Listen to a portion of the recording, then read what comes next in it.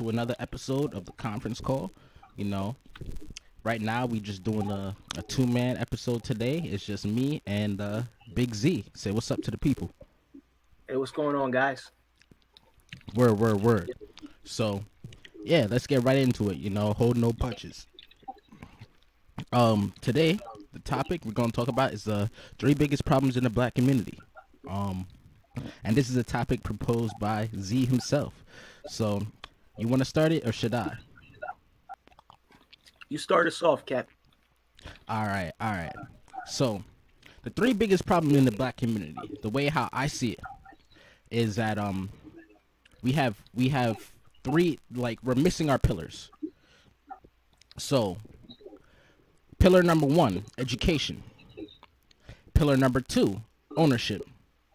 And then pillar number 3 are leaders.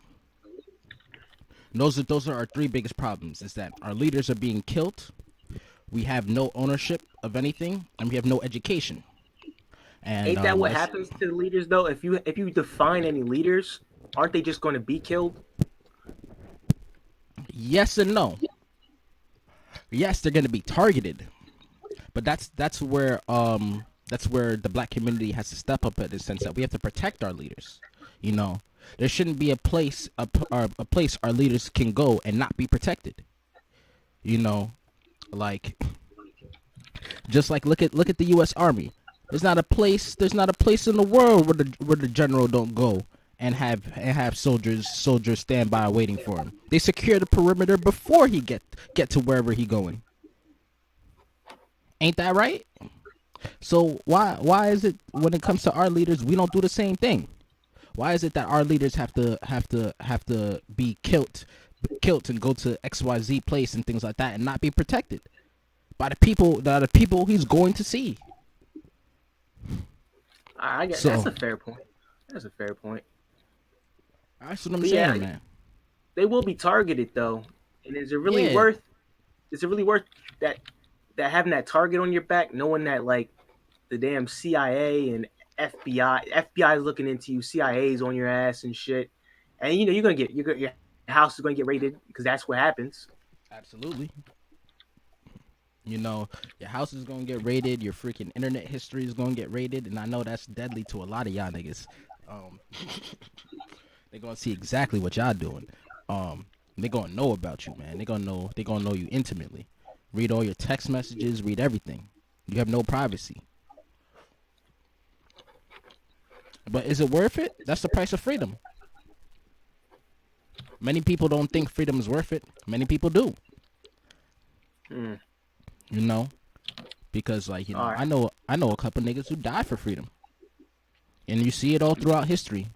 I want to highlight right here. I want to highlight what's going on in China right now with all the riots and things like that. Like people in China right now are freaking fighting for their freedom, willing to die Nah, for it. That's Hong Kong, bro. Yeah, Hong Kong. Hong Kong's in China. Last time I checked. Technically, but they are definitely not the same thing. Hong Kong is not one to one with China, not even in the slightest. That's true. That's true. Because Hong Kong has been more westernized because it's been owned by the Europeans from the 1812 wars. I think it was owned by the British, America, It and was another and some other people jointly.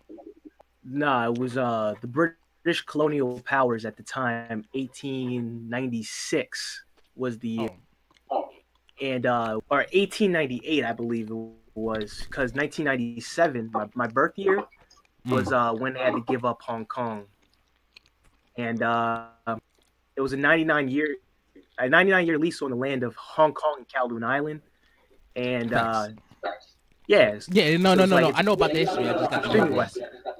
Yeah, I know. I'm just saying it's extremely westernized. I was about to agree with you. Yeah. Extremely Um. westernized. They speak a lot of English there. So mm, there you go. I think Bruce Lee was actually from Hong Kong. He wasn't actually from mainland China. But mainland China is a lot more authoritarian and a lot more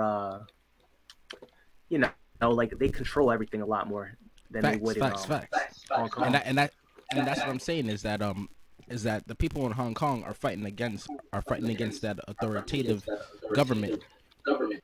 Hell yeah, man.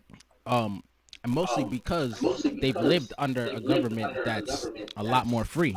So they've tasted freedom. They're like, nah, we ain't giving this shit up. Fuck Hell out of yeah, man. here. So that's what I'm Yeah, saying it's is that like they were I just just want asking for America. They were just asking oh for Trump to liberate them. yeah, but even they're asking for Trump to liberate them, but also they're doing their own thing to fight back. Yeah, they Like definitely are. you see all the riots and things like that. I heard about some about secret codes and shit like that. I was reading somewhere that they have a code that says like um I want to play basketball, right? They'll say that, and then that means that they want to fight against the riot police. Yeah, And just for the that's a fact that they had a code, and then they had that distributed throughout the freaking throughout all the members and shit like that, throughout all the people and shit like that, and then to the point where it could even get to me and get to you in different parts of the world and shit like that shows organization. Like they really ready to stand up and then like and do some shit. You know, they're really like organized. They're organizing and they're trying to fight back. They're like, nah, we really want our freedom on some liberty or die type shit. The ballot or the bullet. hell yeah, man. So yeah, man. So I use that example because I wanted to say big ups to them for what they're doing out there. That shows that like they're willing to fight for their freedom, and I'm just wanting to know like when people in the black community are willing to do the same. Like we've been oppressed for far longer and for far worse than what's going on to them, and we still not doing shit. It's not to that effect. I think most black folk are just too comfortable. They be sitting on their laurels, man. Right. But that's what I'm saying is that like they get too comfortable and they letting time go by. They getting lazy. They getting fat, and then they dying because it's not like they're not trying to kill us. They're actively doing it. They're actively killing us. So I just want to know like when we gonna stop? When we gonna make the move? Do what's right. Do what needs to be done. So that's what I'm saying, man.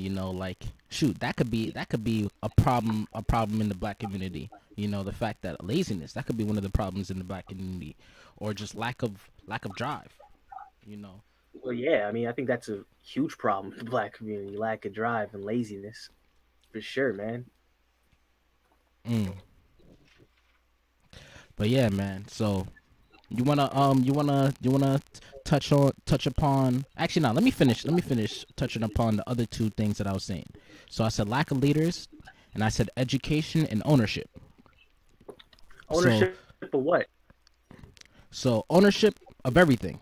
So I said ownership of schools, ownership of banks, ownerships of supermarkets, ownership of hospitals, ownerships of Property. police, ownership of property, ownership of police stations, ownership of let's start there, like freaking banks, right? It's been notorious that banks don't give out loans to black people. That's a fact. Like you can go look at it's very well documented. I even know some scholars like Ben Joseph Yakinen and some other scholars and things like that who talk about like Wells Fargo and PNC Bank in particular hate black people. They don't give out loans to black people, and if they do, the interest rates are gonna be fucking stupid. Yet immigrants from China or immigrants from the Middle East and things like that, they could come in and get loans from these banks real easy, and then build up their own properties and things like that in the U.S. and start generating some income and start thriving. But that same luxury is not afforded to black people because we're going to them asking for money. We should be Well, I going think to us the asking for problem with money. that is that we don't keep any money in our community. Like Exactly. we don't do that. Because there's no systems in place to do it, which is why we Well, need a black bank. I think that uh, that problem is the fault of black people not keeping money in the black community. That's a fact. And I mean, it's because there's like I don't know why this problem is, but there's no we don't start really that many black owned businesses. There's more than there's Facts. definitely more than there were in the '90s because I think the government keeps a track on how many black owned businesses there are in America. Facts. And there's more now than there were in the '90s, but there's less now than there were in like the '60s. I think it was. Mm-hmm. So like, what can Why you do you do, think man? that? And why do you think it went down from the '60s to the '90s, I don't. or from the I couldn't '60s to tell you. today? That's like my dad's generation, my granddad's generation, and then to my dad's generation. I couldn't tell you, man. I don't know what But I changed can. in the. I'll tell you exactly what changed. Our leaders. They killed all of our leaders and then implemented programs to put us back. Because you got to think about this. Malcolm X assassinated in the '60s. MLK assassinated in the '60s. When did Marcus Garvey die? I'm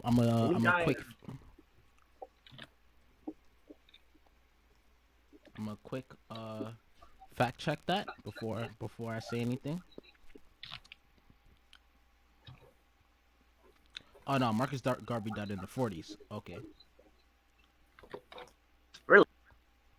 Yeah, 1940. But Malcolm X and MLK and things like that, They and were all both of them were assassinated in the '60s. That put a huge halt on the movement, you know, especially with the sabotage with what was going on with Ali Muhammad in the Nation of Islam. That set the Nation of Islam back.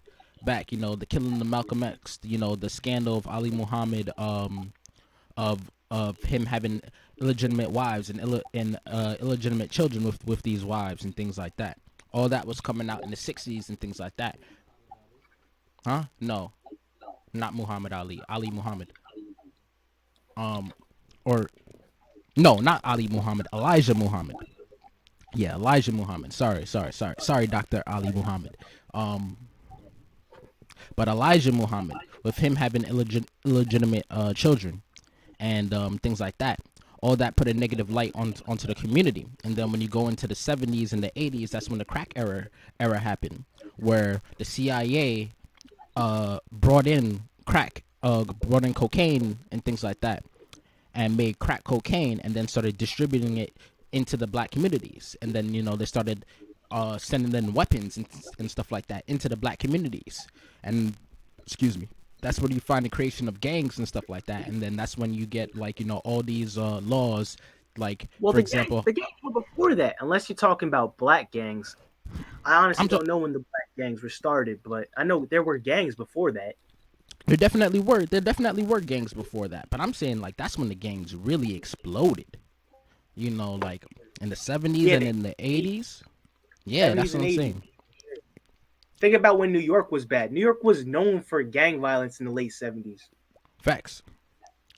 But that's what I'm saying, is that all this is because, like, you know, because government programs to, like, increase, like, crack cocaine and things like that. Because, like, a black man coming off of slavery don't know no fucking Colombian drug lord. He don't got no capital to even make it to Colombia, let alone convince a Colombian drug lord to send him millions of dollars worth of cocaine and then sneak it past the United States government to get into these black communities. Oh yeah, to get into the hood. There's no way, bro. How it got there. We all know how crack got there. And that's what I'm saying, is that, like, no, we know, but we all don't. This needs to be said. So yeah, man, like, all that stuff happening with the killing of our youth, and then the locking up of the fathers, you know. So, you know, the youth are killing the youth, and the huge problem, black community right there. Lack of father. Facts, the lack of fathers, that from the '70s and '80s. You can see how all that shit happening will cause a steep decline in black-owned businesses, you know, because, like, now, let's say all the black businesses and things like that were in the '60s and the '50s when people were rising up, there's a whole gap in generations because the generation underneath them, all of a sudden now they're all drug heads. They're all addicted to crack cocaine. They're all joining gangs and shooting each other or getting locked up into prison, things like that.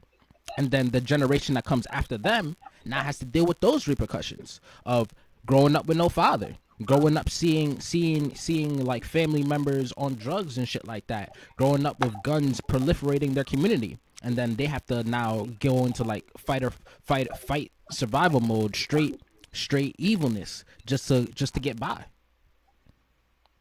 And we really only coming out of that now. Now we're waking up again. We're like, nah, we can't really be on this killing each other shit no more. Like, now we starting to get money through like the entertainment business and shit like that. Now we're like, all right, we don't really need to be killing each other no more. Let's get this money through rapping. Let's get this money through XYZ or XYZ. Let's start starting up our own businesses. Let's make our YouTube channels and our podcasts and do whatever we can, our clothing brands and stuff like that. Now we're getting a resurgence of all that shit happening, making our beats. We getting back to how it was before. Personally, I think that drive has been in black people the whole time, though. Like, right. I don't think that's just a new thing. Like, we just, now that the internet's a thing, we can do this. Like, nah, I think we've always been on that type of grind. Right. It's just that we didn't always had. There was no, I don't want to say opportunity, because there was always the opportunity to do those things within the community itself. So I was just talking to my granddad today about the baby boomers and how all those white folks in the 50s, they moved out of the big cities, and they started to dilapidate, and they went to the burbs, and they went to like little Levitt towns and stuff. And as soon as I said that, my granddad told me that Negroes weren't allowed out there. That's the first thing he told me. Negroes weren't allowed out there in those Levitt towns now. And facts. It's true. But we could still do those things in our own community. There was a Black Wall Street, man. Like we were doing these things. And they bombed it up and burnt it down. Yeah, they did. So, man, fuck them. At the end of the day, the whole point of this is just to say fuck them niggas, bro. But yeah, man, like that's a huge problem is the fact that like we always had the drive, but they always put obstacles in the way to kind of delay that. And it's almost like a filter, like some people make it past the first obstacle, but some people stop. Some people make it past the second obstacle, but even more stop. And then after the third obstacle, even more stop. And after the fourth obstacle, even more stop. To the end, when you really reach the end of the goal, you started the race with 100 and you end with 5.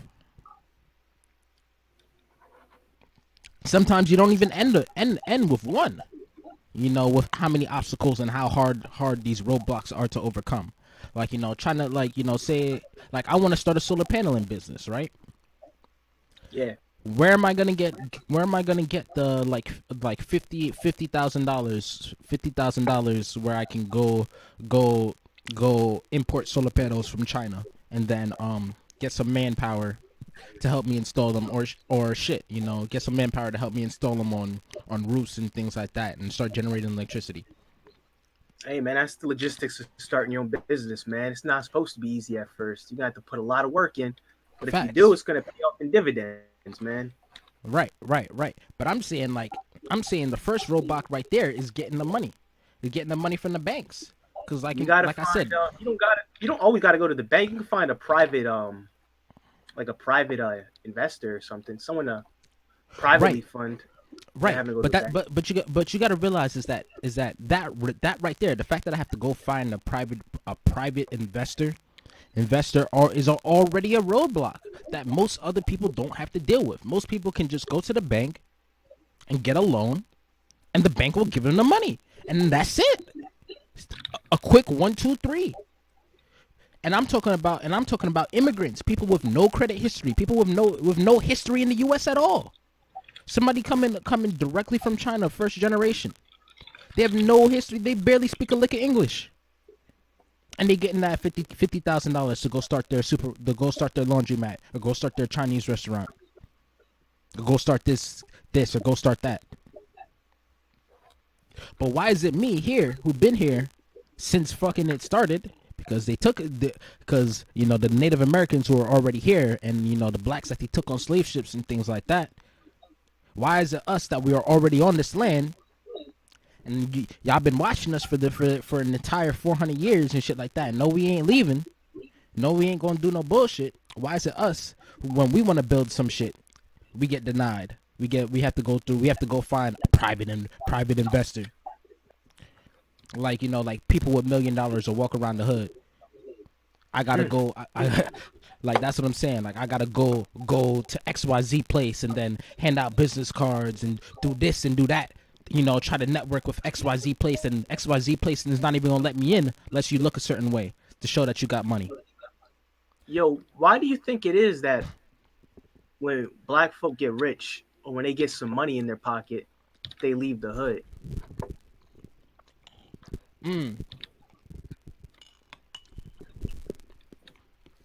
Because of that fight mentality from the 80s. Remember how I was talking about, like, after crack cocaine and gang violence became extreme in the hood during the 70s and 80s, we developed almost an instinct. It's like crabs in a barrel, to like pull each other down and get to the top by any means necessary. And we had to develop this instinct, because if we didn't develop it, we would have died. So I think because of that, because black people still have that mentality today. When black people get money, they leave the hood. They're like, if I stay here any longer, people are gonna try and figure out some ways to drag me back down, or to kill me for what I have and what I've accomplished. Yeah, but why not make our neighborhoods better, man? Why just leave them to dilapidate? That I can't tell you. Because actually no, I can tell you. I can't tell you you why. You're from Jersey, right? You're from Jersey, or you claim Jersey. Yeah. So you know Jersey's a shithole, man. Like let's not mince words here. Jersey's a shithole. Philly's a shithole, and I'm from That's Philly. a fact. Jersey's a shithole, but why not? Would you go back to Jersey and try to make it better? Would you, if you had $10 million, would you try to reinvest it and give back to the community? Absolutely. Yo, I already know exactly what I'm gonna do if I had, forget 10 million, if I had 1 million. Like, like what I want to do in Jersey, specifically in Trenton, where I grew up, where I spent a lot of, not my early childhood, but like my teenage years. I spent all my teenage years in Trenton. What I wanted to do was go buy the bandos in Trenton, because you can negotiate with the city and buy an entire bando for $5,000, sometimes even less. And I know you guys have not seen the streets of Trenton. Trenton got a lot of bandos. Shit, there was a bando on the street, on the block, not even on the street. Oh yeah, not even on the street. I know what Trenton looks like. Yeah, I'm talking about for the listeners though. They ain't never walked the streets of Trenton. Like forget the street. Just even on my block there was a bando, and I lived in the nicer part. Like freaking on my block there was a bando. A house burnt down, and then they let that shit rot for for a good 5 years. And then another dude died inside the house. He was actually my next door neighbor. He died inside of his house. And then they left that house there to rot for a good 6-7 years. That shit's still right next to my house, still rotting. They ain't even tear that shit down. So that's 2 bandos on one block. Like, you gotta realize how quick of a walk that is. Like, you walk not even 100 steps and you see 2 abandoned houses. Like, yeah, man. Like, you go to Jersey, you see abandoned houses, abandoned churches, abandoned everything. That shit is ridiculous. And then abandoned warehouses and abandoned factories and Jersey shit keep like trying that. to come to PA. I just want to put Facts. that out there. Y'all keep trying to come over to PA. Like we Not trying to gonna have you over here. not gonna lie, that was definitely the move. When I had the whip, oh, I was crossing that bridge, bro. I was I was crossing that bridge, bro. But but nah. What I wanted to do was I wanted to go buy up the bandos in Jersey, in Trenton, and get a block, so that I'd have a block to call my own, and then I will go into that very community because I'm a tradesperson. I'm an electrician by trade. I went to trade school. So I know a bunch of I have some connections with to people in doing the trades in the Jersey area, you know, just from all my old schoolmates. So what I would do is I would go to them and I'd be like, "Yo, I got a bunch of bandos. I got a bunch of work for y'all. You know, let's go fix up these bandos." So and then I would go into the community. I'd be like, "Yo, guys, these are y'all houses. We trying to fix up y'all houses so that y'all can live in. Come help. Ain't no free lunch." So I would try and get the youths to help come help build their houses for them. And then in turn, that's a triple play. So now the youths in the community are building their own houses and things like that. They feel a connection to the house, to the block, to the community, because now we own the house and we built it with our very own hands. They're not gonna want to tear that down. They're not gonna let no one else come and tear that shit down. They have that connection to it. And not only that, the youths are now gonna be connected with the tradespeople, because like I said, I'm bringing in all my tradesmen that I know. And now the youths, while building these houses and things like that, can get connected to these tradesmen and become apprentices and then pick up trades. Boom. Now they're getting jobs. Now they can take that trade, you know, now they're getting jobs, now they're building up their community. Now they're moving their family into these houses and things like that. And I wouldn't charge your arm and a leg to live in these houses. Nah, these houses are for the community. Y'all built it. It's for y'all. Yeah. So, and then boom, boom, bada bing. Now the youths got jobs and things like that. The community's built up. We're all connected now. We're all on the same wavelength and things like that. And then boom, now just expand that and grow, spread. But that's what I would do, and it wouldn't take that much money. You could do that. You can get a whole block. Like I said, you know, you could buy a bundle for 5,000. If you buy 10 bundles, that's only 50,000.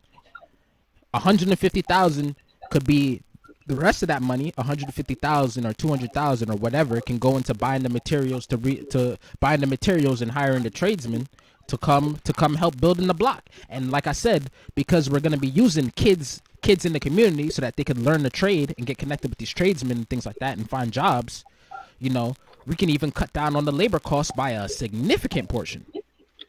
So it really wouldn't cost us a lot of money. Nowhere near a mill. So that's what I would do. And that's how I would give back as somebody somebody with money. And that's an easy way to give back.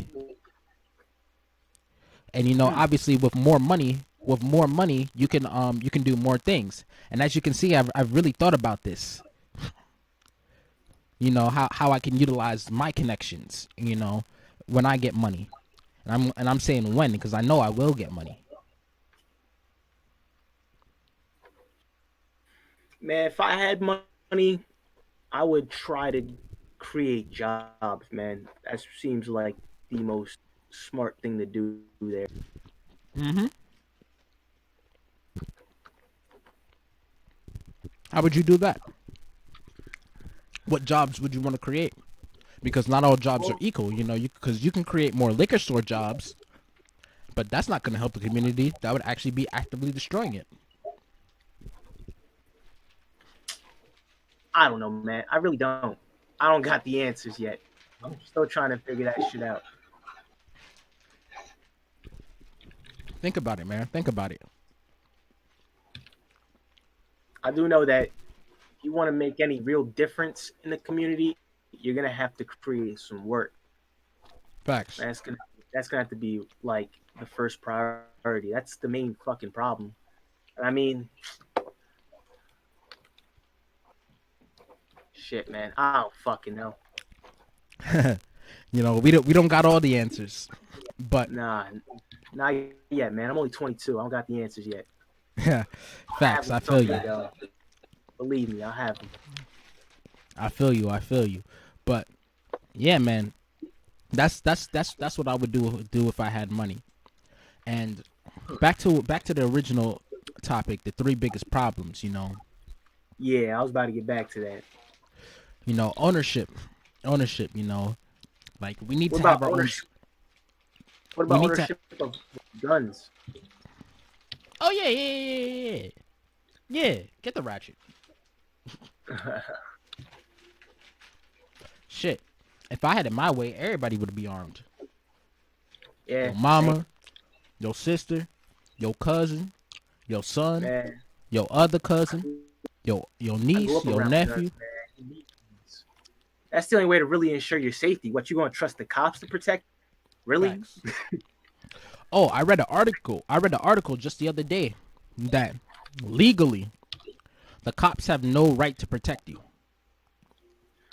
Well, they don't Like protect you in the first place. The cops are there to police you, not to protect you. facts. But I'm talking about not just for black communities, but for every American citizen. Legally, Yeah, a cop. the cops are here. The cops are here to police you. They're not here to protect you. They don't really give a fuck about you. They're here to Facts. make sure that you stay in line. You That's can a even fact. talk to those cops out. Talk to the cops out in New York in Midtown, dog. They'll straight up Hmm. tell you that they are not nice. They're cracking down on everything. They do not give a fuck. I don't give a fuck, bro. And because of that, yeah, nah, you gotta get your strap. Make the cops scared to come into this You neighborhood. pay those. You pay those cops to police you. You pay those cops to bully. Facts. And that's why, if it was up to me, if I was king for a day, I'd get rid of cops. There'd be no more cops. There'd be like militias. There'd be neighborhood militias, neighborhood watches, and neighborhood militias. Facts. So Facts. Facts. your neighborhood, if it's your neighborhood, you would be policing your neighborhood, and you'd be doing it in an orderly way. You Hmm. wouldn't be out there screaming like a fool, waving a gun around. If you ever seen those the dudes out in Texas, those Yeah. black identity, they were they go around their neighborhoods with they walk around armed. They're completely and totally armed as they walk around their neighborhood. But they police their neighborhood. They make sure the neighborhood is safe. They sit there and monitor it. They make sure everything's good. And they have a guy shooting video of it the whole time, so that you're on video showing that you're not breaking a single law. I mean, in America, it's your right. It's your right. You are the militia in America. It's your right to own a gun. It's your right to be the militia. It's your right to protect your neighborhood. Facts. Those are your rights. Your rights that can't. Those are the rights that can't be taken away from in this country. That's a fact. Well, they can. They can if you're mentally incapable of being responsible. But Right. neither you or I are mentally incapable, so that doesn't apply. But what I'm getting at here is that they have a guy on camera filming the whole thing, and the cops will come, and the cops came a few times in those videos, and the cops are like, put your hands up, drop the weapons, and the whole time it's like it's a white cop too. The cops are sitting there talking about, I really respect what you're doing here, as he's patting this man down and like treating him like a damn terrorist and everything. It doesn't make any damn sense. Yeah, man. But yeah, man, that's if it was up to me, that's what we'd be doing. We'd have a militia. We'd be policing our own neighborhoods. We'd be making sure our neighborhoods are safe by ourselves. We would not need cops. We would not need to be paying any cops to make sure our neighborhoods are safe. That's a Those fact. cops aren't doing it. Those cops make sure the neighborhoods stay dangerous so they can keep getting paid. Because if that crime rate goes down, those cops are getting fired. So that crime needs to stay where it's at, Right. and they will make up crimes that they have to, so they keep getting paid. It's disgusting what those cops do. Man. Well, almost all cops do. I can't say Right. for every single cop because I'm not going to generalize like that. But most cops in this country they're corrupt in one way or another. Right. And I got family. And cops. I tell honestly, them and straight up. honestly, I'm gonna give shit to the good cops too, because I'm just like, yo, like, why are you joining a system that's 90% corrupt? At least 90% corrupt. and then trying to claim, well, not all cops are bad.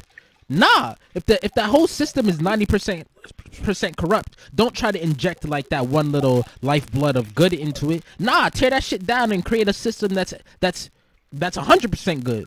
Or if you can't get 100% good, get 90% good. 100%. At least make it like at least 60% good. You know, more good than bad. At the very least, that's a better start than we have now. At least, you know. Facts. But I'm striving for perfection instead of striving for middle of the road.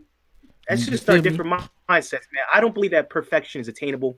I think it's a utopian concept. So I don't strive for perfection. I strive to be better than what we were yesterday. I feel you. But yeah, like, man. Moving forward, we can't. There's no. In my opinion, there's no perfection, but we can keep moving forward. We can keep taking steps forward. Instead of taking steps back. Absolutely. Absolutely. That's exactly what we need to do. As I have uncles and I have cousins that are cops and everything, and I say that around them. Like I've had one mediocre experience with a cop, and I've had 5 bad experiences with cops. And a cop has never done me. A cop has never made my life easier. A cop has never done me a favor. A cop has never helped me. Honestly, a cop has never helped. Not one. Nah. And someone may be saying or thinking, "Oh, but the cop keeps your neighborhood safe, so that's how he helps you." Not really. Just last month, there was 3 deaths on my block. 3 people got over some drugs. Damn. Yeah. Straight up. I was coming home from work and I'm looking at this just yellow tape on the streets blocking off all of Lime Street. You got popped right up the street. Just lying dead right there. Over some cocaine, dog. Cocaine. I feel you. And it's even worse because, like I said earlier, man, we ain't had the connects to get that shit. They gave that shit to us, bro. They brought that shit into our neighborhoods, and got us killing each other over that shit, man. Fuck them niggas, bro. But yeah, man. In closing, I feel like it's because of we were closing a divide in between the 2 races in America. Traditionally, back in those times, the 60s, 70s, and even the 80s, there really was no Latinos like that. There really was no Spanish folk like that. Facts. They were there. They existed, of course. But your 2 main races were black people and white people, and it's been like that since America. Since America was a thing. There's always been black folk and white folk. And as soon as black folk were no longer enslaved, my man, we were out outbreeding the white folk. I mean, like, you look at our grandparents didn't even like kids and shit. Yeah, my grandma they're great. Grew up in a house of 12. Absolutely. Like, my mom grew up in a house of 10. Yeah. And so it's I feel like as we started to close the social economic gap a little bit, especially after World War II, and black folk really started and making a bit more money. I mean, historically, black folk have always made less money than white people. Absolutely. Like, ever since they've been calculating salaries, black folk have always made less money than white people. That's a fact. We started closing the social economic gap. There were black folk after World War II that want to move to the burbs. They want to move to the Levittowns. And like my granddad said, Negroes weren't allowed out there. We weren't allowed out there, man.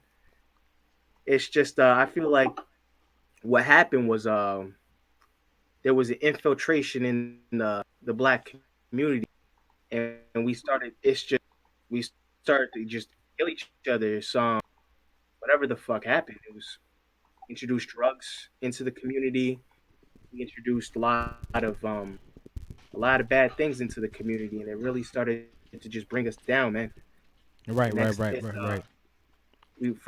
It's like they started off with the drugs, and I'm not talking about reefer and nothing. I'm talking about like cocaine, crack, and heroin, base, meth. Bass was a big one back then. A lot of PH bass heads PH back then. wait, PCP. Yep, PCP. And then they started lowering the birth rates of black folk. And you Facts. see, Planned we went Parenthood. we went from having 10 kids, 12 kids a family, dog, to having black folk barely have one kid, dog. Facts. And if you do have multiple kids nowadays, it's to different baby dads, dog.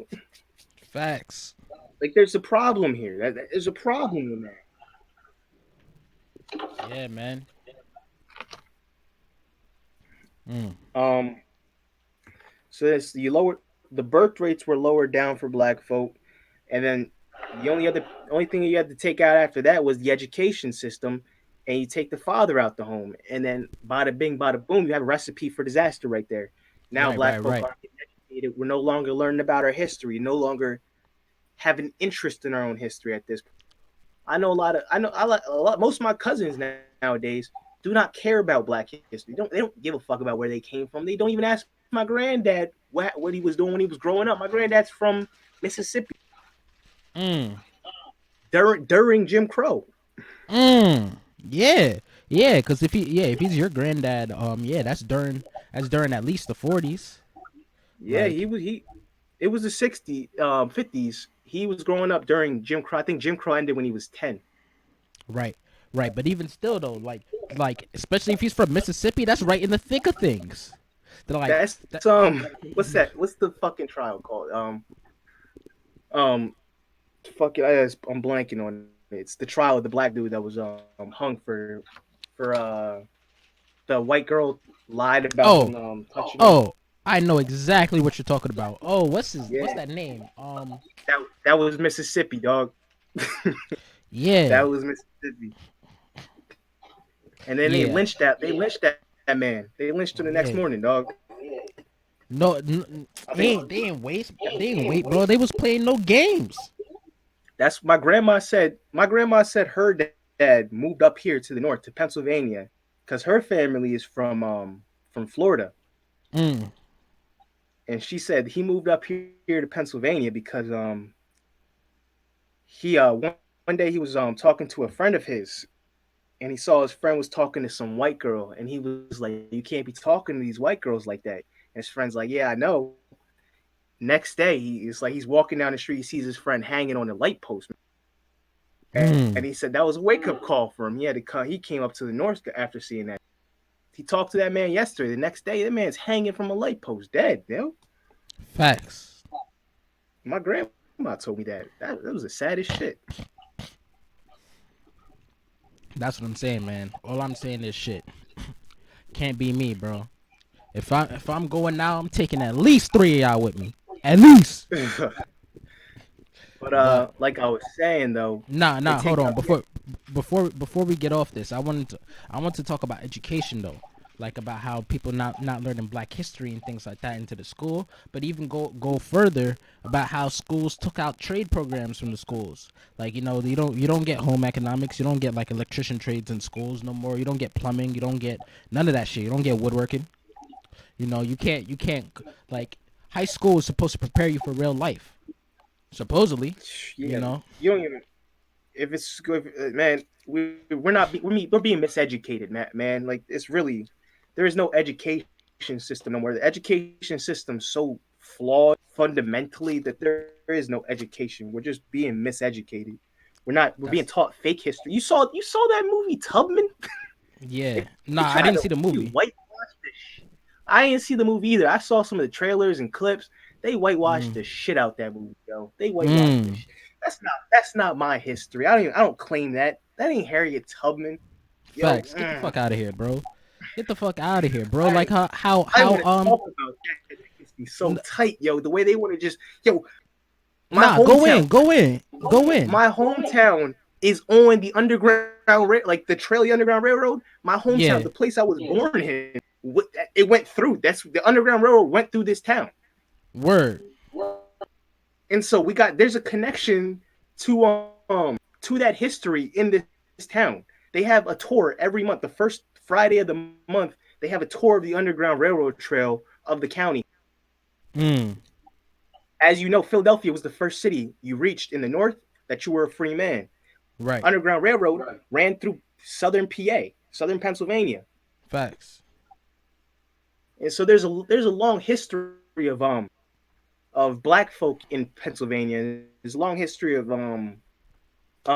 freeing slaves in Pennsylvania, and so it really rubs me the wrong way to see Hollywood, to see these people whitewashing my history, changing my history to make it more appealing, and it's frustrating. It's frustrating, Facts. Facts. and Facts. it's like Facts. I, you. It doesn't take a lot of effort to really just do a bit more research and to just make it accurate at the very least. So if you want to, I understand it's not the real history behind it isn't appealing. It's not but PC. It's not that's what happened. You gotta show what happened. Don't show me no bullshit. Tell me what happened. Like, But they don't want you, man, because if you knew what happened, then you wouldn't then you're gonna feel some type of way, man. You're gonna have that fire in you because what happened was some bullshit. And I'm happy you brought up this Harriet Tubman movie that because I didn't even know about it, but I recently me and my brother we rewatched Shaka Zulu, right? And word. in that movie, they was painting out Shaka horribly wrong, horribly inaccurate to how he actually was. Like they were saying that like Shaka was a cold-blooded killer and shit like that, and Shaka Zulu's not like that. Only to his enemies, though. Only to his enemies. Facts. That's what he was he wanted his enemies to think he was a cold-blooded killer, so they would surrender. He's only a cold-blooded killer to people who oppose. Actually, know that much about Shaka Zulu because there was no Facts. like written records in the Facts. Zulu tribes or anything like that. But we do know about him, especially later in his life. And when he was in his younger days, he was a sheep herder. Facts. And that's what I'm saying is that they didn't put that shit in, and then they also put in some bullshit like, oh yeah, like he was a freaking like what did they put in the Shaka Zulu? I think they put in that like that they ate people. They said some shit like that, some bullshit like that, like, oh yeah, like they ate people. Them niggas ain't do that shit, bro. Ain't no African was going around eating other Africans. Nah, fuck out of here, bro. What they were really trying to do was to show that African men and women were separate. Oh, talking to the mic, talking to the mic. My brother wanna talk about this subject real quick. Yeah, Hotep fam. Like, what they're really trying to do is to insinuate or to trick the minds of the people that within African culture you have a separation between the woman and the man.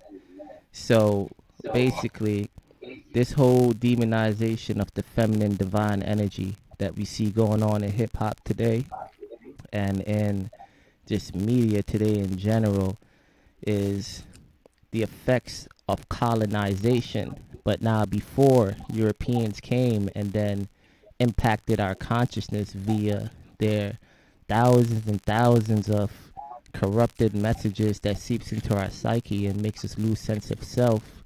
Before all of that happened, we were in Africa and we didn't know any European man. And then when we didn't know European man, the woman was seen as God because it's through her stargates that all life comes through. So therefore, we must revere her as God. See? So we gotta be like, yo, like this woman here is a mighty, mighty princess. She's a mighty, mighty divine, like, aspect of life. Like, nothing comes forth unless you have the woman. And in the movie, it's trying to contradict us against ourselves and then say, yo, nah, we've always been blasphemizers of women. The kings used to think us the kings of Africa, the Shaka Zulu, the king of Africa, used to think that his queen was a whore. And this is just to keep us separated from our woman, which is very important in African culture. Now, when it comes to the cannibalism thing, let's not forget here that, for one thing, let's just cut that out. That's propaganda. right? There is no such thing as cannibalism in the African culture. And then where you do hear that there's cannibalism, they want to go out to the Congo.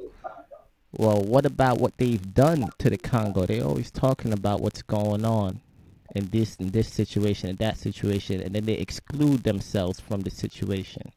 They say this is a black phenomena, cannibalism. Oh my gosh.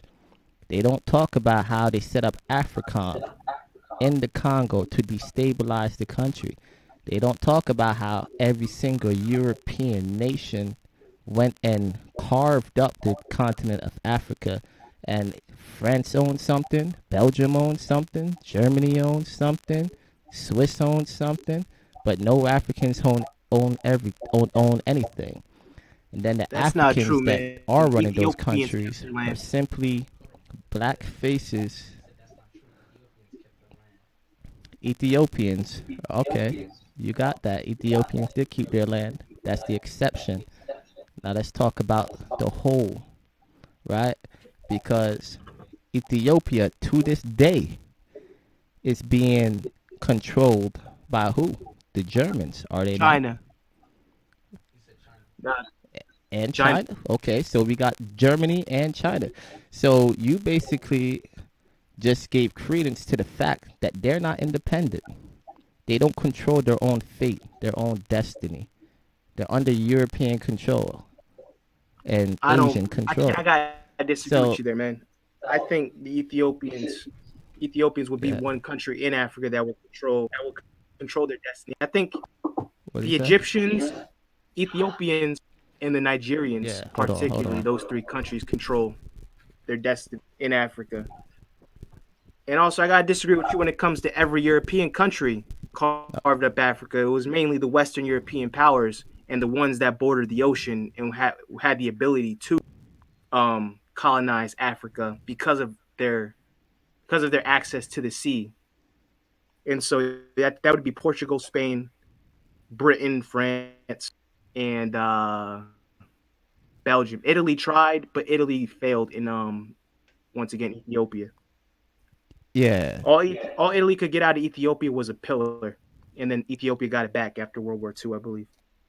yeah. But the fact remains is that they don't have control over their own destinies, over their own way of life, to look at themselves in the way that they want to look at themselves via this invasion of European thought and European industries.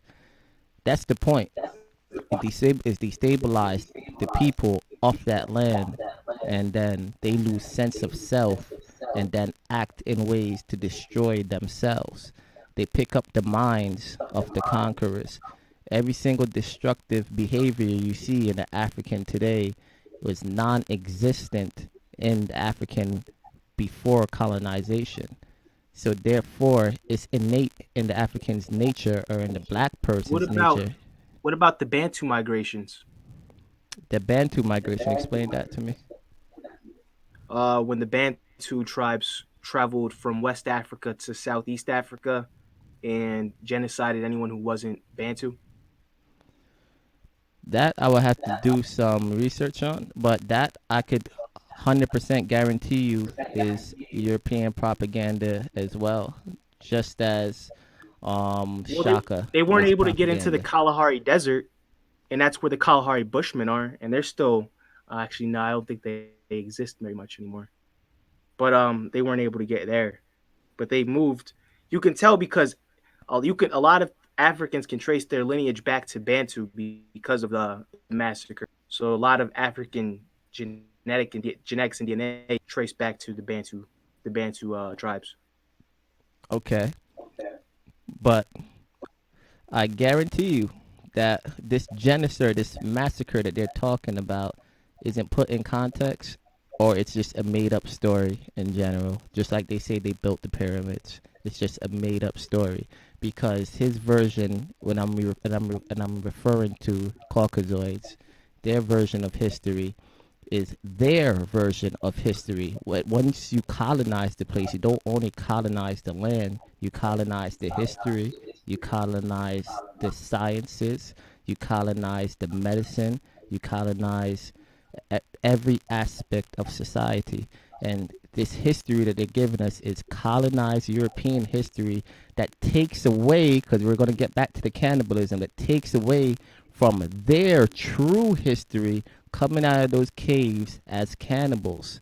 Now, this is why you see everything inverted. So basically, everything they say about us is their actual genesis, and based off of guilt and shame, they are putting it onto us because we are always what they wanted to be. We are that cosmic thing that is just in line with truth and with nature and with everything that they want to be.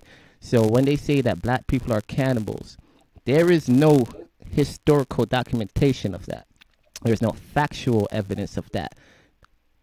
Contrary to that, there is actual documentation, scripts, and found in libraries that they still have. They still have these manuscripts showing of their cannibalistic nature, their cannibalistic realities, as well as their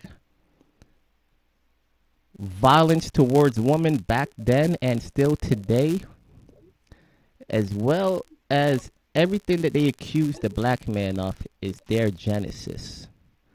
And through their control, we've picked up on their habits. And that's why you see the fall of the black race right now. So what the black man needs to do, what the black woman needs to do is to remove the European from their minds. Yep. But history's diluted, man. So the massacre, you did give me something to look up. I am gonna look that up. Um, the Bantu I don't know if massacre. history's diluted.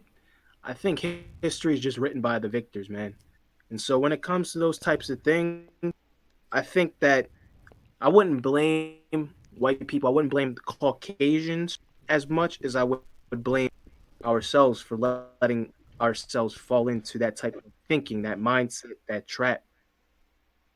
the the the trap was already set because once the slaves were taken over here, they couldn't. It was against the law for them to read. It was against the law for them to look to read their I know it source was against of the law to read and write.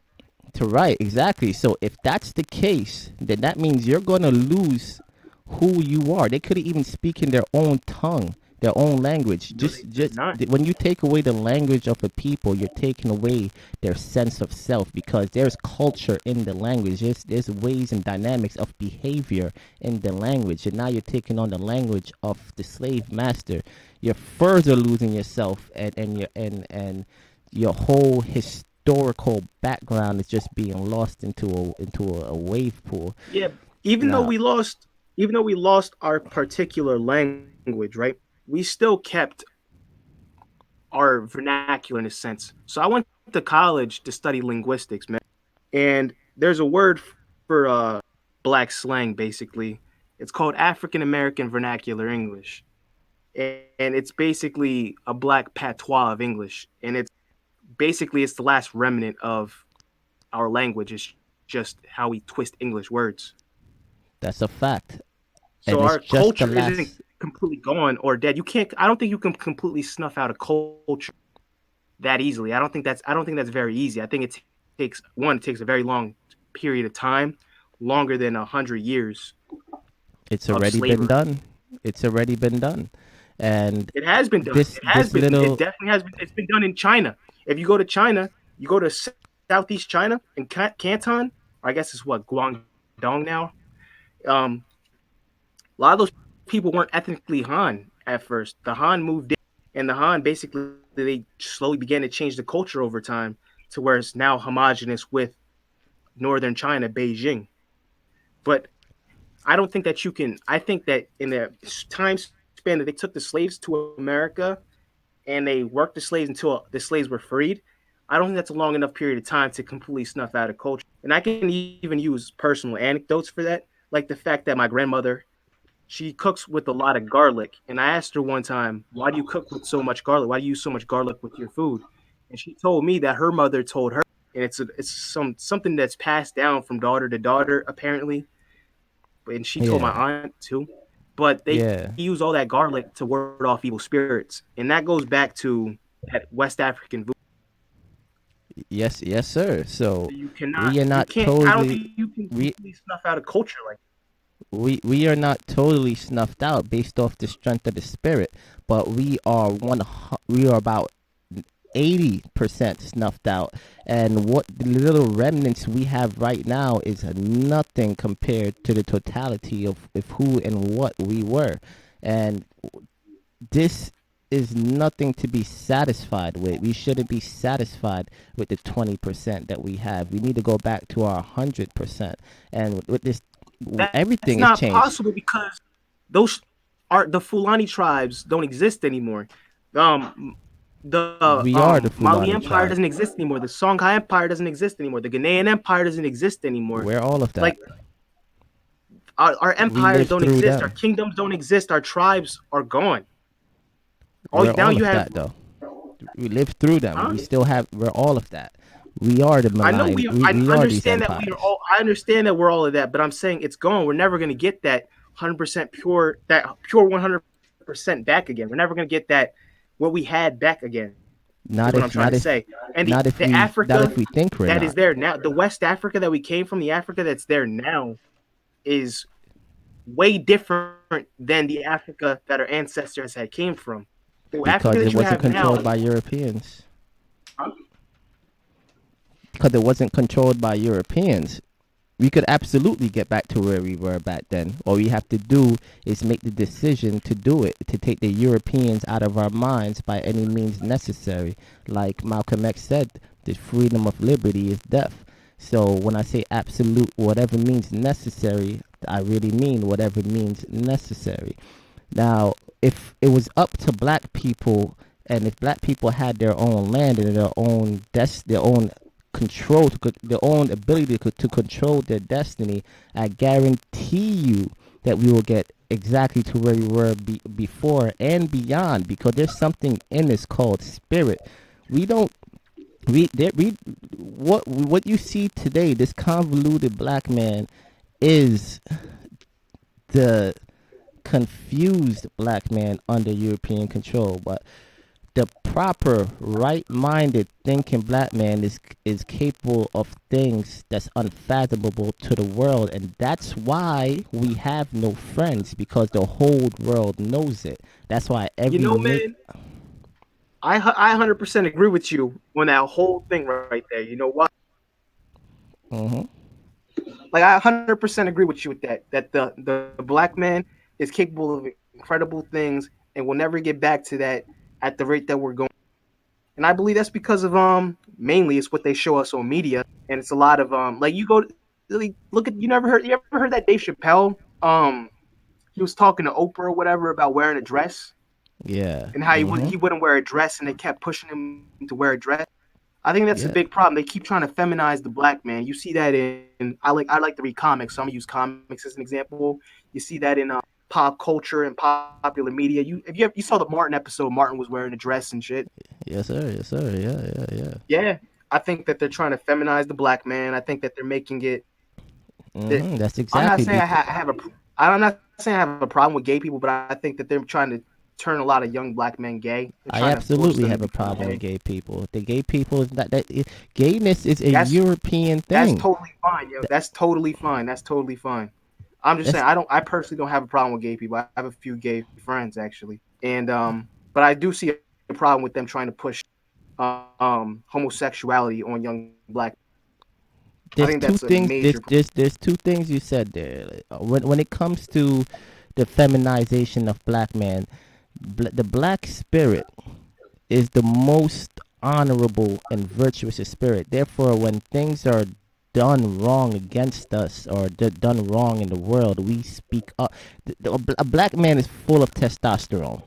Therefore, we're gonna speak up. That's the role of men, to keep order and to not get victimized by force or by voice, right?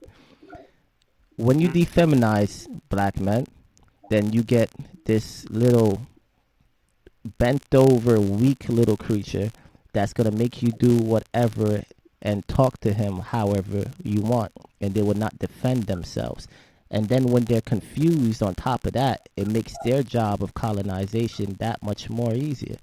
When it comes to Yeah. the whole gay thing now, the whole LGBTQ thing was done for many reasons, one of which to take the minds of the American people off of reparations. They don't want to think about that. So they want to throw it on something else. All right, let's talk about the gay people and gay rights. And then another thing is that they want to they're always talking about population control as if there's too much people on the earth. All they want to do is because African Americans scientifically have the strongest genetics and we can make every single other race, but no race can make the black person. They feel as if they're racially going into they're under threat of going into extinction, and white power is not going to allow that to happen. Therefore, they have to confuse the minds of black people, because I only care about black people, so I'm not really talking about Asians or Indians or whatever, because Asians and Indians has also benefited from the struggle, and they're my enemies as well. So I'm only talking about what's been happening to black people. So when you make the minds of black men confused and think themselves as gay and born that way, all you're doing is controlling the population and then perpetuating themselves into non-existence via propaganda. That's all that's about. And I think they're going around about population control a bit differently, man. I think population control is happening with the Planned Parenthood. I think they started that Planned back in the Parenthood, there's 60s. many ways. Through the food, the I'm saying diet. I think that they started that back in the 60s and they tested it on the black population in America.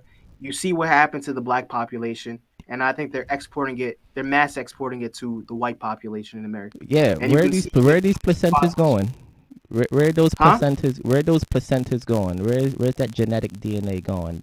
When Planned Parenthood, they're supposed to be they're supposed to be helping adolescents, and it looks like they're targeting black and Latinos because that's the only place I see these Planned Parenthood buildings. I don't go into any That's for sure. suburbs and see them. I see it downtown. It's only Right, downtown.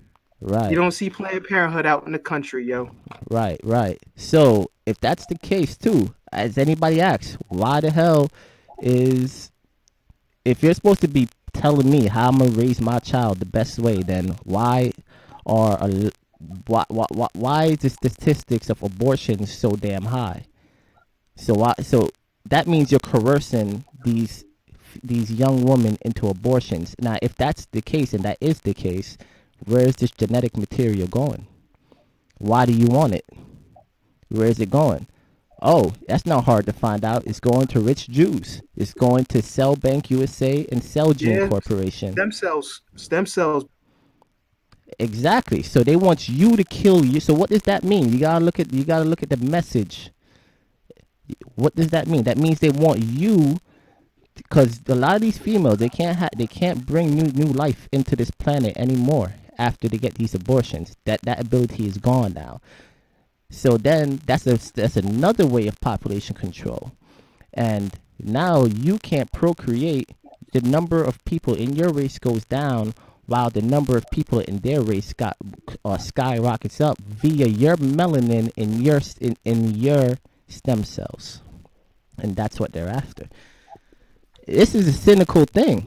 This is cynical. This is devilish. This is why everybody calls them the white devils, because their behaviors is devilish. It's nothing to really laugh about. Like, we are really under the oppression of the most wickedest of people, and racism and warfare is still going on. The warfare just got a bit more sophisticated now in this day and age. They're no longer like shooting guns at us or shooting tanks at us. They got way more scientific and psychological in it, and way more cynical in it.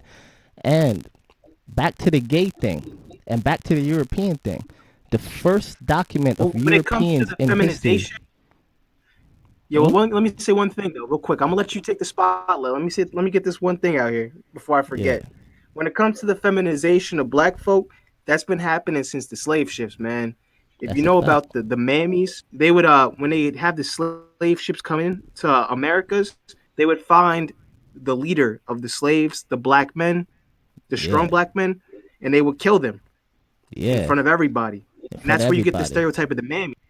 The And mammies, the stereotype of the mammies comes from them because the women would step up and they keep the younger black men and the black children, the young black boys, they keep them from starting trouble. They keep them from standing up yeah, from uprising because they saw what happened to the older yeah, black men and the the leaders, strong how they were ones. just Yeah, murdered. And so I think yes, that's where the feminization of black men starts right there. I think it has a root in slavery. 100%. Same thing in the Willie Lynch done in the West Indies. 100%. And yeah, this is what they do, man. This is what they do. When it comes to the gay thing, you got to remember the first gays were the Greeks. That's the first time you seen gayness in the history of mankind was within the Greeks. The Greek of Barcelona. I don't even know how to pronounce that last part. But the Greeks were the Wasn't first it the gays.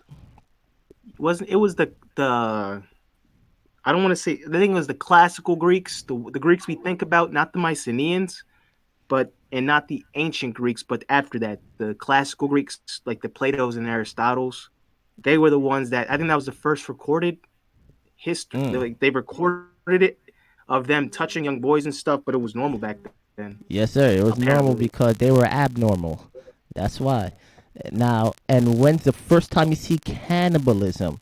The first time you see cannibalism was when they invaded Kemet. The second time you see cannibalism was when they invaded the Indus Valley civilization. Both invaders at that time, the Aryans and the Hyksos and the Did you say Kemet as in Egypt? yes, sir. All right, yeah, I was making. Yeah, yeah. They were described as cannibals.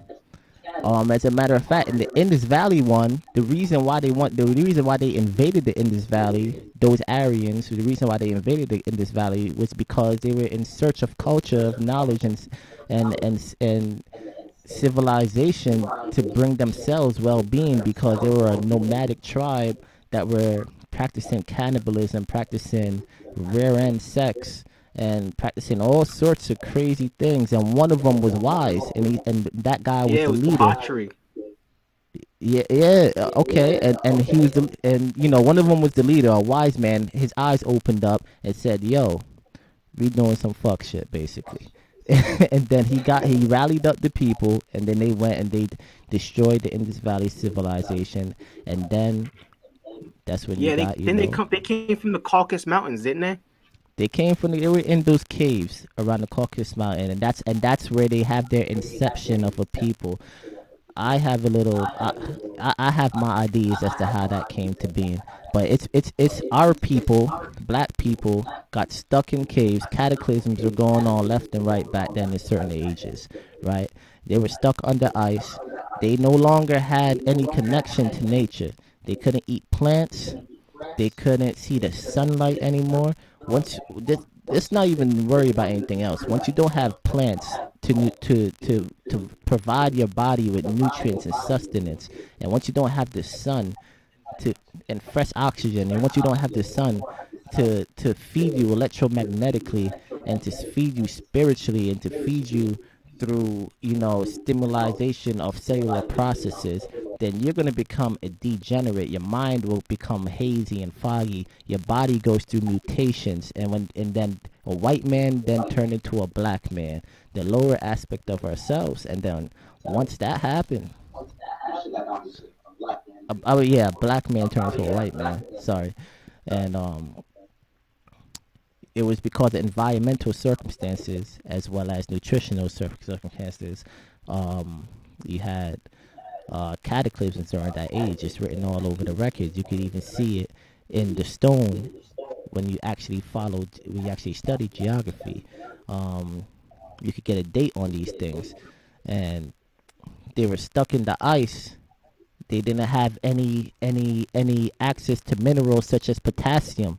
If you don't have any potassium in your blood or in your cells, then how you gonna do sodium exchange? How you gonna absorb and attenuate electromagnetic energy? You can't. You can't do it without potassium. You can't do it without plants. Therefore, you're gonna mutate. And you're gonna mutate into a white man, and a white man now is totally against nature, as we can see, and it's because of his inception. He's totally aggressive, and it's because of his inception. All these behavior dynamics that you see in a white person today is because of their genesis and how they came into this world. And they have a problem with God. Yeah. Yeah, bro. Is he still talking? Oh, I was about to say, yeah, man. I think we should end on that note, man. Like, we just hit I the can't. Can you listener say with it one more something time, heavy, something super heavy, and you know, you got to give them some time to let them process and digest that. What do you say?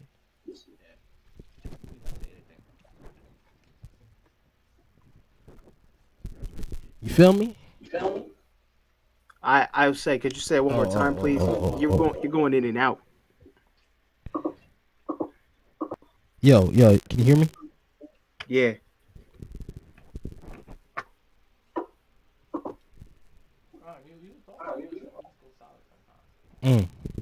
No, it says that he's talking, but I can't hear him. You can't hear me? Hello? Hello?